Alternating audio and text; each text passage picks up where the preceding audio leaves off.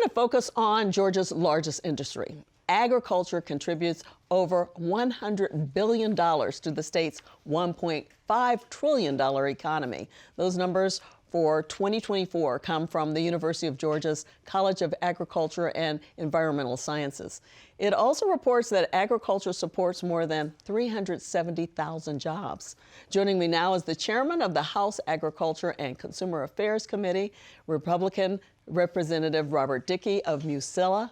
He is a fourth-generation peach and timber grower and owns Dickey Farms. Welcome. Thanks for coming. Great to be here. Thanks for having me. So we saw hundreds of farmers at the Capitol yesterday, in person and with their equipment. So talk a little bit about why they were there and what they wanted to talk about. Well, our farm economy is in crisis right now, and both our row crop farmers as well as our timber farmers. And it's been high input costs, low commodity prices. And so we had a great day yesterday with grassroots farmers and timber growers and timber harvesters coming to the Capitol to let my colleagues know we need some help in this state for our biggest industry. Yeah, and the concern is a lot of it left over from Helene when it came through and destroyed so much. It sure did, and the hurricane was just devastating on top of the other issues we have. I mean, the high input prices, labor costs, fertilizer, seed, and low commodity prices. Farmers are really having a hard time being competitive and making a profit, and I'm worried about us losing a lot of our farmers, especially small farmers in our state. Yeah, because is it true that the cost of the land is more valuable than actually farming on it? It is. Our farmland and other land is just being taken over by development and, solar developments, a little bit of everything. And so it's hard for farmers to justify farming on very expensive land and with the low returns we're receiving. Give us an update on where things stand with the federal relief. Well, our Ag Commissioner Tyler Harper has been working tirelessly in Washington, helping to get some relief back. Congress has appropriated some funds for us for disaster relief, and we got a block grant, but trying to get that approved, trying to get it through Department of Ag U.S. here is really been a struggle. So we need some relief quickly. Yeah, so people can't complain about Georgia bureaucracy. No. What's happening up in the federal government. I'm proud of my colleagues and the governor and the Speaker of the House and trying to help last year and this year on some relief for our farmers. Okay. Well, this morning I spoke to one of your friends and colleagues, Republican Senator Drew Eccles of Gainesville. And as you know, he's a farmer with Jaymore Farms, which has been a part of his family for more than 100 years. He said it's not a great time to be a farmer. There's a couple bills coming across to us. People are concerned about where their food comes from and what they're actually eating, so we're looking into that. Governor Kemp was very generous to the forestry industry in the amended budget, and we had Forestry Day down at the Capitol yesterday. Look, we're looking for any avenue to make the forestry industry whole. Huge timber framing. I think the House is looking at alternative jet fuel. Timber's a huge industry in the state of Georgia. We got to make sure that it's taken care of, and property owners and timber farmers are, as much as we can try to make them whole from all these natural disasters, that's what we're working on. Okay, so he talked a little bit about the jet fuel. So I think a lot of us think of just the timber being used as lumber, but there's so much more that can happen. It is so much more. We've lost a lot of paper mills. 3 have closed in our state, all across the southeast. That industry is drying up, and we don't have any uses for our smaller wood. And so we're looking at, hopefully, the aviation industry needs aviation fuel, sustainable aviation fuel. And if we can come up with a process to use our wood industry, our wood in this state for that, it would be a real godsend for us. So is it similar to like ethanol, the way it's processed? Or yeah, absolutely. So kind of squeezing it all out of it.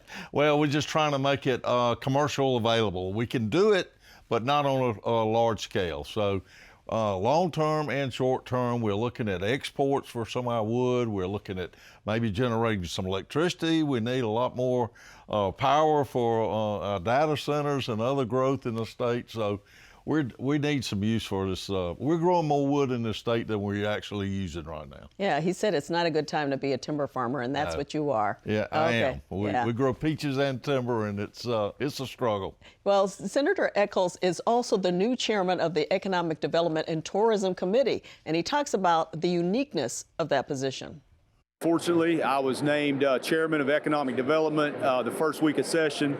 The committee on assignments thought I would do a good job and I'd work hard.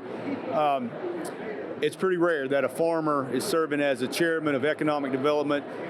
Agriculture is the largest industry in the state of Georgia, so I'm wearing it with a badge of honor. I want our industry to be very well represented. When we are sitting around talking about economic development all over the different regions of the state, agriculture needs a seat at the table. I plan to be there. It sounds like it's been a long time coming, well overdue. I think so. Senator Chairman Goodman, he brags about it more than I do, but he's very proud that a dirt farmer, that somebody that gets their hands dirty every single day, is chairing such a big committee. So I'm happy and I'm excited going forward. Yeah, well, one quick question. Talk about what the tourism part is of agriculture.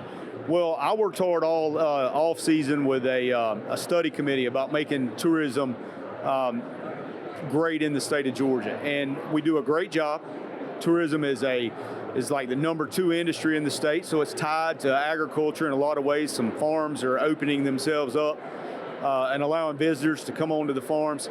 It's big business here in Georgia, but further processing, and those are the type things that we're going to look at from the economic development perspective. What can we do with our Georgia farms and with our Georgia products that's out of the ordinary or extraordinary, because we've got great people and great products, and we just need exposure.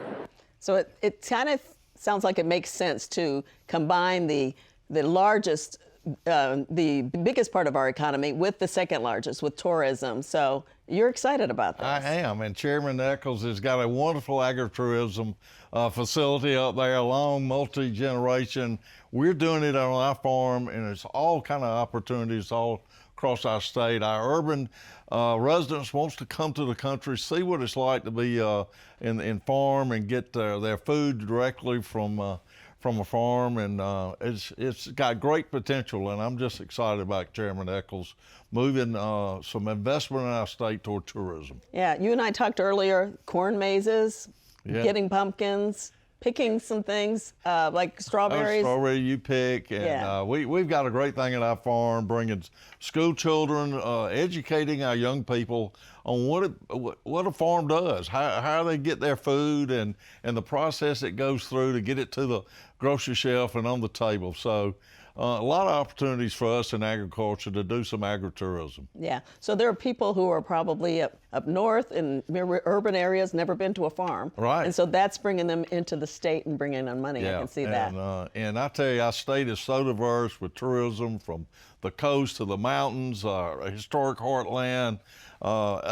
We need to do some more promotion and advertising what the great assets we have here in the state of Georgia. Okay, quickly, what's some legislation you expect to come out? We're trying to do some tax bills for our timber farmers. It's a long-term growth and investment. Our trees are take 30 years to mature, and our markets are down. We're paying a lot of taxes, property taxes, and just trying to give some relief. That's about all we can do on a state level, and help get our trees replanted that lost from the hurricane. So those are some things we're looking at in the short term. Yeah, just some things to keep them going, because you think if you've lost your trees and it takes 30 years to grow, it's been devastating. Tough. And long term, investing in some research for aviation fuel and other uses for our wood and timber fiber industry. Okay, well, we'll keep up with that. Thank you so much for coming on the show.